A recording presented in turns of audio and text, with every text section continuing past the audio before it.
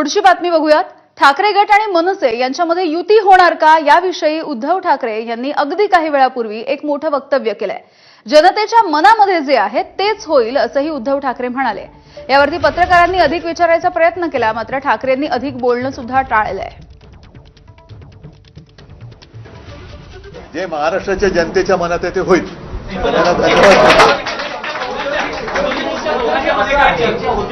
हे सर मी तुम्हाला एका वाक्यात सांगितलेलं आहे, त्याच्याबद्दल बाकीचे जे काही बारकावे ते आम्ही बघतोय। माझ्याकडे शिवसैनिकांच्या मनात कुठेही संभ्रम नाही आणि जे काही त्यांचे सुद्धा सैनिक एकमेकाच्या आमच्या संपर्कात आहेत त्यांच्याही मनात संभ्रम नाही।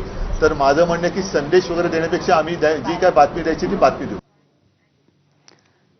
तर उद्धव ठाकरे यांच्या या वक्तव्यावरती मनसेचे मुंबई अध्यक्ष संदीप देशपांडे यांनी सुद्धा प्रतिक्रिया दिली, ती सुद्धा बघूयात। मनसे नेते संदीप देशपांडे आपल्यासोबत आहेत, आपण त्यांच्याशी बातचीत करूया। उद्धव ठाकरेंनी एक पाऊल पुढे टाकलंय असं म्हणायचं का? एकूणच त्यांचं असं म्हणणं आहे की मी सकारात्मक काय म्हणायचं ते तुम्हाला पटत नाही, तुम्हाला काय म्हणायचं ते तुम्ही म्हणत असता नाही मी, पण ते जे काय म्हणाले की महाराष्ट्राच्या जनतेच्या मनात काय आहे ते होईल, मला असं वाटतं 2019ला जेव्हा निवडणुका लढवल्या त्यावेळेला शिवसेना आणि भाजप अशा मिळून निवडणुका लढवल्या आणि महाराष्ट्राच्या जनतेच्या मनात होतं की या दोघांनी मिळून सत्ता स्थापन करावी 2019ला, म्हणून त्यांना दोघांना मिळून निवडून दिलं। पण उद्धव ठाकरेंनी जनतेच्या मनात आहे ते केलं नाही, स्वतःच्या मनातलं केलं। त्यामुळे जनतेच्या मनात काय आहे याच्यापेक्षा उद्धव ठाकरेंच्या मनात काय आहे हे ऐकण्यास आम्ही जास्त उत्सुक आहोत। अजूनही कुठेतरी विश्वास नाही उद्धव ठाकरेंवर असं म्हणणं? मी तुम्हाला म्हणायचं विश्वासाचा विषयच नाहीये। विश्वासराव पानिपतात गेले, विश्वासाचा विषयच नाहीये।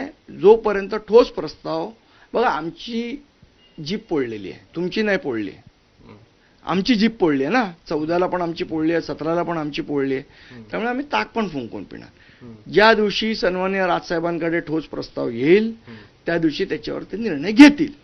पण दुसरा मुद्दा असा येतो की तिकडचे पदाधिकारी असो किंवा मग मनसेचे पदाधिकारी असो थेट म्हणत आहेत की ठाकरे ब्रँड हा कुठेतरी टिकावा, ठाकरेंनी एकत्र यावं, थेटपणे सगळे एकूण त्यांच्या मनातली भावना तर बोलून दाखवतात। असं आहे की स्वर्गीय बाळासाहेब ठाकरे यांचं जेव्हा निधन झालं त्याच्यानंतर ठाकरे ब्रँड टिकवायचं काम जर कोणी महाराष्ट्रात केलं असेल तर ते राज ठाकरे साहेबांनी केलंय आणि तो टिकवतोय आम्ही।